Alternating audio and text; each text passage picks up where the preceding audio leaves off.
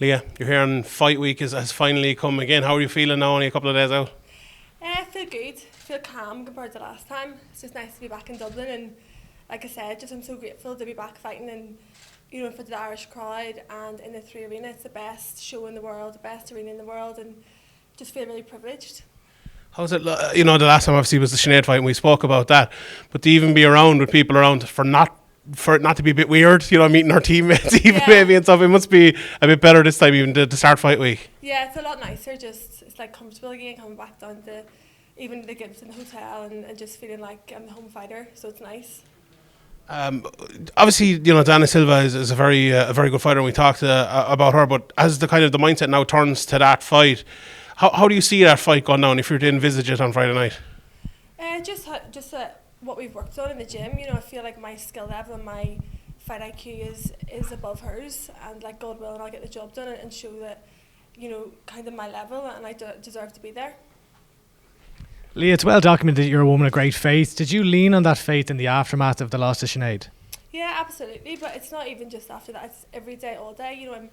I feel like that's my purpose, is being here, is just to glorify God. And whether I win or lose, that's just who I am. And I'm not defined by wins or losses. It's who I am as a person. So it's definitely, you'll be listening to Hillsongs tonight. Can't wait with OMalley.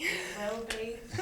Yeah, I saw you met Joanna Jędrzejczyk last month or a couple of months ago there. Yeah. What was it like to meet a legend of the sport? Yeah, I was like the biggest fangirl ever. It's like the only time I've been a fangirl when I seen her. She's just such a gangster, and just even her mindset. I know she's a believer as well, and just how she conducts herself and how she believes in herself and fighting is so inspirational. Did you speak with her about fighting? Like, did she give you any advice or anything like that for your career? Yeah, we've seen her a few times. I know she's a big fan of Molly's as well, and she was just talking about what she was a lot of it was about what she does outside of MMA and how she's kind of developed her businesses and worked on other projects, which was really interesting to hear. You were chatting to Sean earlier in the week about when Sinead's leg was hurt, there was almost a hesitancy to have that killer instinct and hurt her and pinpoint it. Yeah. Going in here against Diana Silva, obviously you're not friends with her. Hurt her leg, it's getting kicked off. Okay, that's the question.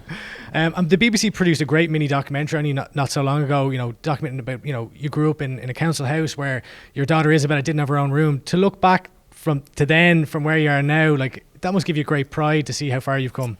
Yeah, like, it's just like, we always talk about it, like where we were when we started fighting and having like absolutely nothing and not knowing why we were doing it, because we didn't know we were ever going to get paid or make it. But it's definitely, when I look back, it's such a, I don't know, it's like why I appreciate these moments, because I know they're not going to be here forever, and these fight weeks won't be here forever, and these big opportunities. I'm proud of myself and the journey I've been on. Thanks. Leah, have you done anything different in this camp after Sinead fight leading into Friday? Definitely, like every camp and every session and every week, you're constantly looking to improve, and I think I learned a lot from the last fight.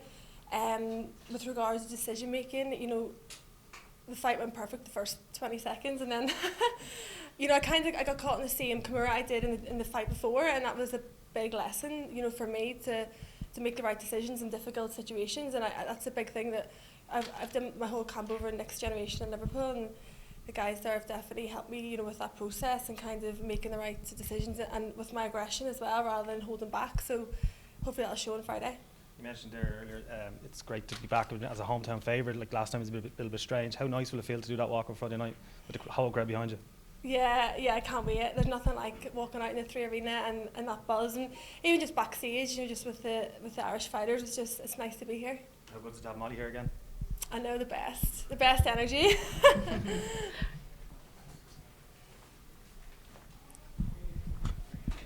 You spoke there about your hesitancy to go after Sinead when she was hurt. In the days after that fight, was there a lot of regret on your behalf that you didn't go for that? I suppose there was, yeah, but like what happened, and I didn't feel sorry for myself. I picked myself up and just got back to the gym and worked hard. I didn't make any excuses, and it was what it was, and it happened, so we're just looking forward. Had you won that fight, Cyborg most likely would have been next. You're still relatively, new in your MMA career. Is part of you kind of, okay, I'm glad I didn't get that opportunity now, and now I've got an opportunity to build back up and be in a better position where you could win the title then, conceivably? I don't really think like that. I just take opportunities as they come, and that wasn't the path that I was meant to be on. I know it will be in my future, so I just have to believe that God's plan is better than the plan I have for me, and and to just keep pushing and keep trying to improve and win the next fight. Your nickname is the course, you know, famously. Your car was notorious for breaking down. You Yeah. had shoulder injury, setback, obviously, in your last fight. Where do you get the mental strength to keep going, to keep picking yourself up and go again?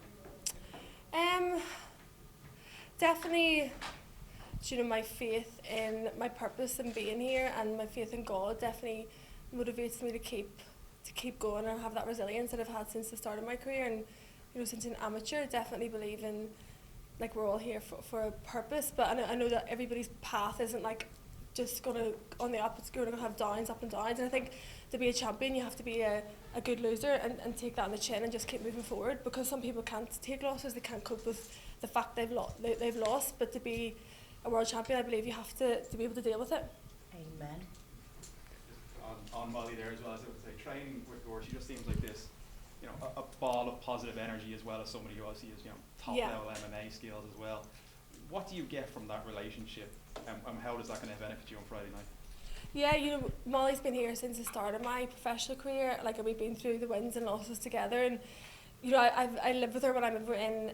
I live with her and her girlfriends, and I'm in Liverpool, and we train together. We go home together. We wake up and we're in pain together. We complain together. So it's like having like a Siamese twin to just go through the motions with is so nice, because it can be so lonely on your own.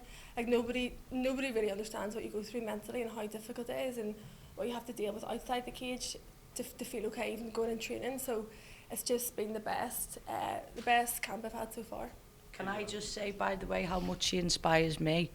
So it's very gracious of you to make that a nice comment, but every day when I watch what she has to go through and how hard she works, when she's putting her life on the line and travelling and just doing everything she can to be the best here she can be and provide a life for Isabella, it's fucking amazing. So I'm so proud of you, love.